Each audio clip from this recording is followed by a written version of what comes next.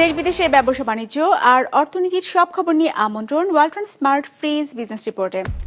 ধারাবাহিক অনিয়ম দুর্নীতির প্রভাবে 4,500 কোটি টাকা লোকসান আইসিবির, কমেছে প্রাতিষ্ঠানিক সক্ষমতা। বছরের ব্যবধানে দেশের ব্যাংকগুলোতে আমানত বেড়েছে 1,91,000 কোটি টাকা, গ্রাহকদের আস্থা ফেরার ফল বলছেন বিশ্লেষকরা। তিস্তা সেচ প্রকল্পের প্রধান খালের পাড় ধসে তলিয়ে গেছে হাজার বিঘা জমির ফসল, নিম্নমানের কাজের কারণেই দুর্ঘটনা, অভিযোগ কৃষকদের। এমন সব খবর নিয়ে আমাদের আজকের আয়োজন।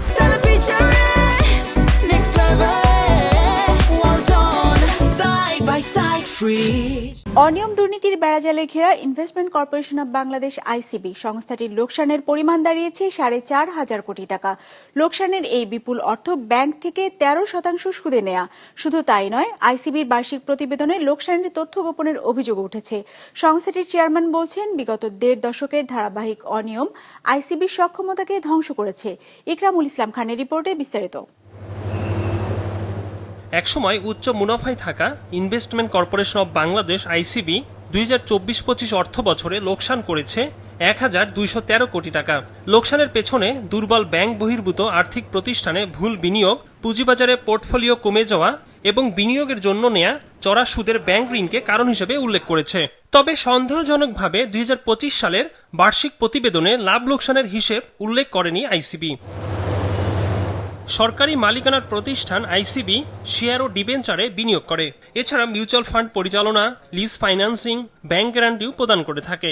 অনুসন্ধান বলছে, বিগত 1 দশকে আইসিবি শেয়ার ক্রয় বিক্রয় দায়িত্বপ্রাপ্ত কর্মকর্তারা দুর্নীতিতে জড়িয়ে পড়ে। তারা কোম্পানির সাথে যোগ সাজশে দুর্বল মূলভিত্তিক শেয়ার কিনে আইসিবিকে ফোকলা করে দেয়, যার তদন্ত করছে দুর্নীতি দমন কমিশন। ডাম্পিং করে শেয়ারটা নেয়ার পর দেখা যাচ্ছে যে তারা আরেকখান থেকে ওই পার্টির কাছ থেকে তারা আবার গোপনে সেখান থেকে একটা পার্সেন্টেজ পায়। হাজার হাজার কোটি টাকা জাতির, দেশের, এই দেশের মানুষের, আমাদের মতো বিনিয়োগকারীদের সবার লুট করে, অথচ তাদের কোনো বিচার হয় না। হিসাব বলছে, আইসিবির বর্তমান লোকসানের পরিমাণ ঠেকেছে 4,500 কোটি টাকার বেশি, যা বিভিন্ন সরকারি বেসরকারি ব্যাংক থেকে 13% পর্যন্ত সুদে নেয়া। বিপুল এই লোকসানে আইসিবির কার্যক্রম স্থবির হয়ে পড়লে 2 ধাপে 4,000 কোটি টাকা সহায়তা দেয় সরকার। এরপরও সরকারের কাছে আরো 13,000 কোটি টাকা সহায়তা চায় আইসিবি। কিছু জাঙ্ক স্টকস ইন মেনি কেসে ইন কোলাবোরেশন উইথ দ্য উদ্যোক্তা, পুরা জিনিস থেকে টাকা যখন নিয়ে যায়, একটা জিনিসকে তুমি আর্টিফিশিয়ালি উপরে নিলে সেটা পড়বেই, এটা পড়তে বাধ্য, এটা শেয়ার বাজার ধর্ম। তো যেটার দাম 15 টাকা হওয়া উচিত সেটা 150 টাকা সাস্টেন করবে। কিন্তু কিছু লোক তো ওটাকে নিয়ে ডিমান্ড সাপ্লাইয়ের মাধ্যমে, টাকা সাপ্লাইয়ের মাধ্যমে মার্জিন লোনকে ব্যবহার করি, অপব্যবহার করি। They did it. আইসিবি সূত্র বলছে, এফডিআর সংক্রান্ত অনিয়মের কারণে 550 কোটি টাকার প্রভিশন রাখা হয়েছে, সাথে বিনিয়োগের জন্য রাখা হয়েছে আরো 200 কোটি টাকা। এছাড়া 2017 সালে sea pearl beach resort and ইস্পার একটি রূপান্তরযোগ্য বন্ডে 325 কোটি টাকা বিনিয়োগ করে আইসিবি। বন্ডের মেয়াদ শেষ হলেও সি পার্ল বিনিয়োগকৃত অর্থ পরিশোধ করেনি। এ নিয়ে আদালতে মামলা চলমান রয়েছে। বড় লোকসান এবং লভ্যাংশ না দেওয়ার ঘোষণার পর ঢাকা স্টক এক্সচেঞ্জে আইসিবি শেয়ার দর কমে 36 টাকায় নেমে এসেছে। ইকরামুল ইসলাম খান, বিজনেস রিপোর্ট, মাছরাঙ্গা টেলিভিশন। দেশে ব্যাংক আমানতের পরিমাণ আরও বেড়েছে। 1 বছরের ব্যবধানে বেড়েছে 1,91,000 কোটি টাকা। বাংলাদেশ ব্যাংকের হালনাগাদ প্রতিবেদনে এমন তথ্য উঠে এসেছে। একই সময় কমেছে ব্যাংক ব্যবস্থার বাইরে নগদ অর্থের পরিমাণ। বিশ্লেষকরা বলছেন, রেমিটেন্সের প্রবাহ বাড়ার পাশাপাশি গ্রাহকদের আস্থা ফেরায় বেড়েছে আমানত। তবে বেসরকারি ঋণ না বাড়ায় সেটি অর্থনীতিতে খুব একটা সুফল বয়ে আনছে না বলেও মত তাদের। রায়হান শুভনের রিপোর্ট। দেশের ব্যাংকগুলোতে গ্রাহকরা কি পরিমাণ টাকা আমানত হিসেবে জমা রাখছে তার নির্দিষ্ট সময় পরপর প্রকাশ করে বাংলাদেশ ব্যাংক। সংস্থাটির হালনাগাদ তথ্য অনুযায়ী 2025 সালের নভেম্বর শেষে দেশের ব্যাংক খাতে আমানতের পরিমাণ দাঁড়িয়েছে 19,53,000 কোটি টাকা। 2024-এর একই সময়ে যা ছিল 17,62,000 কোটি টাকা। সে হিসেবে বছরের ব্যবধানে আমানতের পরিমাণ বেড়েছে 1,91,000 কোটি টাকা বা 10.8%। আর্থিক প্রতিষ্ঠানগুলোর প্রতি মানুষের যে বিগত 1 বছর আগে যে আস্থাহীনতা ছিল, সেই আস্থাহীনতা কমছে, যে কারণে মানুষ ব্যাংকের দিকে ঝুঁকছে। বিদেশ থেকে যে পরিমাণ রেমিটেন্স বাংলাদেশে আসছে, সেটা যদি আপনি বাংলাদেশের ব্যাংকিং চ্যানেল হিসাবে চিন্তা করেন, তাহলে দেখেন 1 বছরের পার্থক্যে 8 থেকে 10 বিলিয়ন ডলার বেশি আসছে। সেই প্রেক্ষিত বিবেচনায় বাংলাদেশের ব্যাংকের ডিপোজিট বাড়ার কথা, এবং সেটাই কিন্তু আমরা লক্ষ্য করতে পারছি। Automatic rate of interest add হয়, ইনভেস্টমেন্ট কম, তারপরে মানুষের হাতে তো ফাইন্যান্সিয়াল ইনস্ট্রুমেন্টের অ্যাভেলেবিলিটি অফ কম, তো সবকিছু মিলেই there is reason that the deposit will increase. তথ্য বলছে 2025-এর অক্টোবরে দেশের ব্যাংক খাতে আমানতের পরিমাণ ছিল 19,24,000 কোটি টাকার মতো। একই বছরের সেপ্টেম্বরে আমানতের পরিমাণ ছিল 19,14,000 কোটি টাকা, আর আগস্ট শেষে ব্যাংক খাতে জমাকৃত মোট আমানত ছিল 19,04,000 কোটি টাকার মতো। এই সময় কমেছে ব্যাংক ব্যবস্থার বাইরে নগদ টাকার পরিমাণ। 2025-এর নভেম্বর শেষে দেশের ব্যাংক ব্যবস্থার বাইরে নগদ অর্থের পরিমাণ বেরিয়েছে 2,69,000 কোটি টাকা। 2024-এর একই সময়ে যা ছিল 2,77,000 কোটি টাকা। সে হিসাবে বছরের ব্যবধানে মানুষের হাতে নগদ অর্থের যোগান কমেছে 3.04%। আমানত বাড়লো এবং আমানতটা তো ব্যাংকে থেকে যাবে, তার মানে এটা একটা আনইউটিলাইজ ফান্ড রয়ে গেল, তাই না? বরঞ্চ এটা ব্যাংকাররা এটা ইন্ডিকেট করে যে ব্যাংকাররা এটা ব্যবহার করতে পারছে না, এবং এটার উপরে আবার ব্যাংকারদেরকে ইন্টারেস্টও পে করতে হচ্ছে। সুতরাং মানে আমানত বাড়লেই আমার ইকোনমির উপর ইম্প্যাক্ট নাই যতক্ষণ না পর্যন্ত এটা আমি ব্যবহার করতে পারছি। তথ্য বলছে সবশেষ 2024 সালের নির্বাচনের আগে ব্যাংক খাতের বাইরে মানুষের হাতে নগদ অর্থের পরিমাণ বেড়েছিল প্রায় 14,000 কোটি টাকার মতো। রাহিন শোভন, বিজনেস রিপোর্ট, মাছরাঙা টেলিভিশন।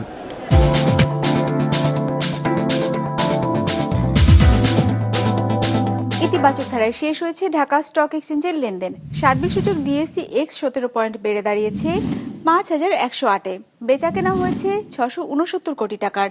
লেনদেনে অংশ নেওয়া প্রতিষ্ঠানগুলোর মধ্যে দর বেড়েছে 210টির, কমেছে 109টির, আর অপরিবর্তিত আছে 69টির দর। এবার বাজার নিয়ে বিশ্লেষণ শুনব সিটি ব্যাংক ক্যাপিটালের। আজ দিনের শুরুতে মার্কেট ঊর্ধ্বগতি নিয়ে তার লেনদেন শুরু করে। দিনের পুরোটা সময় জুড়ে ইনভেস্টরদের মধ্যে বাই এবং সেলের প্রবণতা দেখা যায়, কিন্তু শেষ ভাগে এসে বাই প্রেসার বৃদ্ধি পাওয়ার জন্য মার্কেট 17.27 পয়েন্ট পজিটিভ নিয়ে তার লেনদেন শেষ করে। আজ মার্কেটে লেনদেনরত কোম্পানির মধ্যে শেয়ার মূল্য বেড়েছে 210টি কোম্পানির, কমেছে 109টি কোম্পানির এবং অপরিবর্তিত ছিল 69টি কোম্পানির শেয়ার মূল্য। আজ মার্কেটে টোটাল টার্নওভার ছিল 670 কোটি টাকা।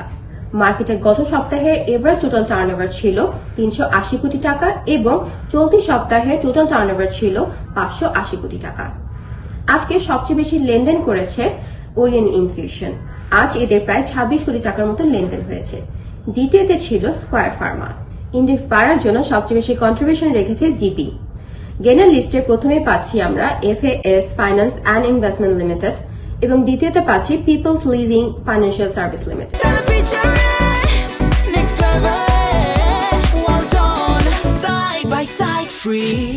নীলফামারী সদর উপজেলার তিস্তা সেচ প্রকল্পের প্রধান খালের পাড় ধসে তলিয়ে গেছে অন্তত 1,000 বিঘা জমির ফসল।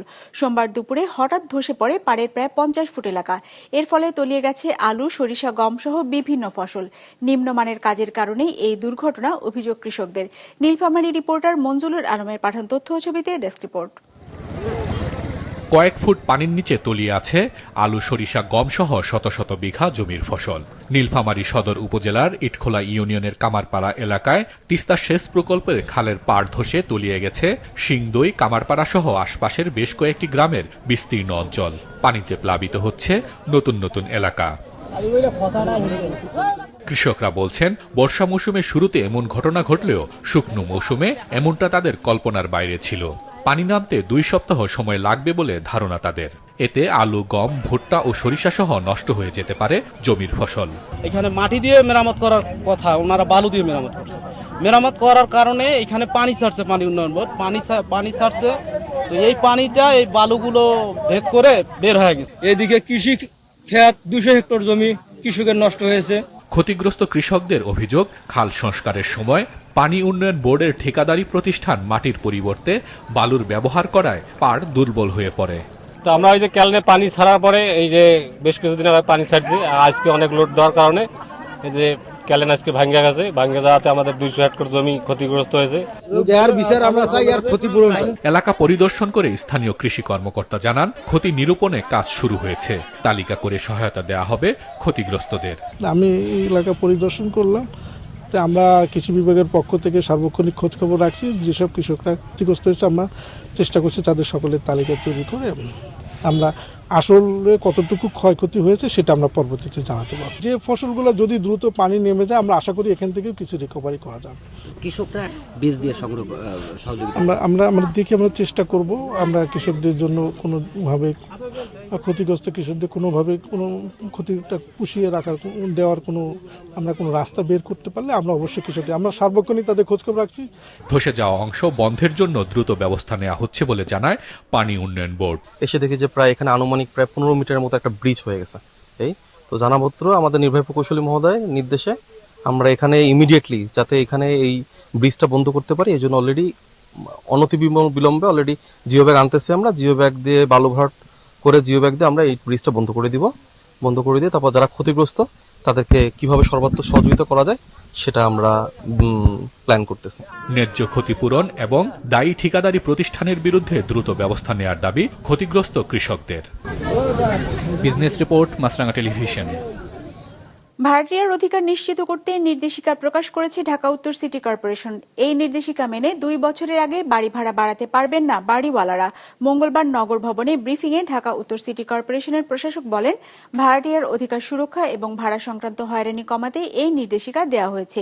নির্দেশিকায় বলা হয়েছে, গ্যাস, বিদ্যুৎ ও পানি সহ সব ইউটিলিটি সুবিধা নিশ্চিত করতে হবে। ভাড়াটিয়াকে মূল প্রবেশদ্বার ও ছাদের চাবি শর্ত সাপেক্ষে দিতে হবে।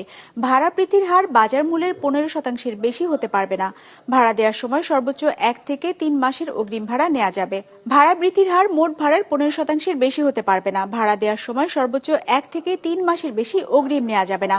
ভাড়া সংক্রান্ত যে কোনো বিরোধ হলে তা ওয়ার্ড বা জোন ভিত্তিক সমিতির মাধ্যমে সমাধান করতে হবে। বাড়িতে ভাড়া দেওয়ার যে কোনো সময় প্রবেশাধিকার সংরক্ষিত থাকবে। কোনো বাড়িওয়ালা চাইলেই 10টার সময় দরজা বন্ধ করে দিবে। প্রতি নিরাপত্তায় এই আমরা এখন প্র্যাকটিস দেখি, সেখানে মাথায় রাখতে হবে যে যিনি বাসা ভাড়া দিয়েছেন তার বাসায় যে কোনো সময় প্রয়োজন এবং জরুরত পড়তে পারে। 2 বছরের আগে কোনো অবস্থাতেই বাড়ি ভাড়া বাড়ানো যাবে না। 2 বছর পর মানসম্মত দ্বিপাক্ষিক আলোচনা সাপেক্ষে ভাড়া পরিবর্তন করা যাবে এবং ভাড়ার বার্ষিক পরিমাণ সংশ্লিষ্ট বাড়ি ভাড়ার বাজার মূল্যে 17-15% বেশি হবে না। শীতে দর্শনার্থীদের আনাগোনা বেড়েছে বাগেরহাটের বিশ্ব ঐতিহ্য 60 গম্বুজ মসজিদ ও খানজাহান আলীর মাজার সংলগ্ন দিঘি এলাকায়। বাগেরহাট রিপোর্টার শওকত আশরাফির পাঠানো তথ্য ছবিতে ডেস্ক রিপোর্ট। প্রতি বছরের মতো এবারও শীত আসতেই দর্শনার্থীদের আনাগোনা বাড়ায় প্রাণ ফিরে পেয়েছে বাগেরহাটের হজরত খানজাহান আলীর নির্মিত 60 গম্বুজ মসজিদ ও এর আশেপাশের ঐতিহাসিক স্থাপনাগুলো। এসবের স্থাপত্যশৈলী আর পর্যটক বান্ধব পরিবেশে মুগ্ধ দর্শনার্থীরা। তাদের আকৃষ্ট করছে খানজাহান আলীর মাজার সংলগ্ন দিঘির সৌন্দর্য। থেকে ঠাকুরগাঁও পীরগঞ্জ থেকে একটু পরিবার পরিজন নিয়ে একটু সময় কাটানোর জন্য বা একটা সুন্দর নিদর্শন জায়গা দেখানোর জন্য আজকে এই জায়গায় উপস্থিত হয়েছি।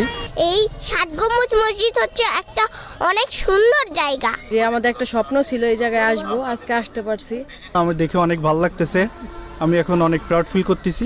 আমাদের পূর্বপুরুষরা যারা ছিল তারা আমাদের জন্য আসলে এমন কিছু রেখে গেছে যেটা আমাদের আজীবন স্মরণীয় হয়ে থাকবে। দেশি বিদেশি পর্যটকদের নিরাপত্তায় প্রয়োজনীয় ব্যবস্থা রেখেছে প্রত্নতত্ত্ব অধিদপ্তর। পানি, ওয়াশরুম এবং সিটিং অ্যারেঞ্জমেন্ট পরিষ্কার পরিচ্ছন্ন এগুলো আমরা সুন্দরভাবে রেখেছি। আগের তুলনায় রাজস্ব অনেক বৃদ্ধি পেয়েছে। সরকার গত বছর আমরা এখান থেকে প্রায় 1,16,00,000 টাকা আমরা সরকারকে রাজস্ব দিয়েছিলাম। বছরের শুরুতে দর্শনার্থী বাড়ায় গেল বছরের চেয়ে এবার বাড়বে রাজস্ব আয় প্রত্যাশা প্রত্নতত্ত্ব অধিদপ্তরের। বিজনেস রিপোর্ট, মাছরাঙা টেলিভিশন। এবার ভারত মহাসাগরে অবস্থিত চাগোস দ্বীপপুঞ্জ নিয়ে বিতর্কিত মন্তব্য করেছেন মার্কিন প্রেসিডেন্ট ডোনাল্ড ট্রাম্প। দ্বীপপুঞ্জের মালিকানা হস্তান্তরে ব্রিটিশ সরকারের পরিকল্পনা চরম বোকামির এবং যুক্তরাষ্ট্র ও তার মিত্রদের জাতীয় নিরাপত্তার জন্য বড় হুমকি বলেও দাবি তার। বিস্তারিত ডেস্ক রিপোর্টে। অর্ধ শতাব্দীরও বেশি সময় পর ভারত মহাসাগরের বিতর্কিত চাগোস দ্বীপপুঞ্জের সার্বভৌমত্ব মরিশাসের হাতে তুলে দিতে গত বছর চুক্তি করে যুক্তরাজ্য। শর্ত দেয়া হয় এর মধ্যকার বৃহত্তম দ্বীপ দিয়েগো গার্সিয়াতে অবস্থিত ব্রিটেন যুক্তরাষ্ট্র যৌথ সামরিক ঘাঁটির নিয়ন্ত্রণ 99 বছরের জন্য ব্রিটেনের হাতেই থাকবে, যা দেশ দুটির জন্য কৌশলগতভাবে অত্যন্ত গুরুত্বপূর্ণ। বিনিময়ে যুক্তরাজ্য মরিশাসকে বছরে 101 মিলিয়ন পাউন্ড দেবে। চাগোস দ্বীপপুঞ্জ মরিশাসের হাতে ফিরিয়ে দেওয়ার মাধ্যমে কয়েক দশকের বিরোধের অবসান হয়। তবে এবার ব্রিটেনের চাগস দ্বীপপুঞ্জ মরিশাসের কাছে হস্তান্তরের পরিকল্পনাকে চরম বোকামি এবং জাতীয় নিরাপত্তার জন্য বিশাল হুমকি হিসেবে অভিহিত করেছেন মার্কিন প্রেসিডেন্ট ডোনাল্ড ট্রাম্প। নিজের সামাজিক যোগাযোগ মাধ্যম ট্রুথ সোশ্যালে দেয়া পোস্টে ট্রাম্প এমন মন্তব্য করেন। ট্রাম্প বলেন, অবিশ্বাস্য হলেও সত্য, যুক্তরাষ্ট্রের গুরুত্বপূর্ণ সামরিক ঘাঁটি থাকলেও ন্যাটো মিত্র যুক্তরাজ্য কোনো স্পষ্ট কারণ ছাড়াই দিয়েগো গার্সিয়া দ্বীপটি মরিশাসকে দেওয়ার পরিকল্পনা করছে। এই সিদ্ধান্তকে চরম দুর্বলতা বলে ট্রাম্প হুঁশিয়ারি দেন, চীন ও রাশিয়ার মতো আন্তর্জাতিক শক্তিগুলো এই দুর্বলতার সুযোগ নেবে। তবে মজার বিষয় হলো, ট্রাম্প আরও বলেছেন, এই সিদ্ধান্তই প্রমাণ করে কেন গ্রিনল্যান্ডের যুক্তরাষ্ট্রের অধীনে থাকা জরুরি। যদিও এর আগে 2025 সালের মে মাসে যখন ব্রিটিশ প্রধানমন্ত্রী কিয়ার স্টারমার এই চাগস দ্বীপপুঞ্জ হস্তান্তর চুক্তির ঘোষণা দেন, তখন ট্রাম্প প্রশাসন এবং মার্কিন পররাষ্ট্রমন্ত্রী মার্কো রুবিও একে যুগান্তকারী অর্জন হিসেবে স্বাগত জানিয়েছিলেন। তবে ট্রাম্পের এই আকস্মিক অবস্থান পরিবর্তন ব্রিটিশ প্রধানমন্ত্রীকে এক নজিরবিহীন আন্তর্জাতিক কূটনৈতিক সংকটের মুখেই ফেলছে। আমিনা লুসি, বিজনেস রিপোর্ট, মাছরাঙা টেলিভিশন। দর্শক, আমাদের যে কোনো পর্ব নিজেদের সুবিধাজনক সময় দেখতে সাবস্ক্রাইব করুন বিজনেস রিপোর্টের অফিসিয়াল ইউটিউব চ্যানেল। ফেসবুক পেজে লাইক দিয়ে আপডেট থাকুন ব্যবসা বাণিজ্যের আলোচিত সব ঘটনা সম্পর্কে। আর আপনাদের মতামত জানান কমেন্টস অথবা ইনবক্সে। আজ এটুকুই, বিদায় নিচ্ছি, ভালো থাকবেন।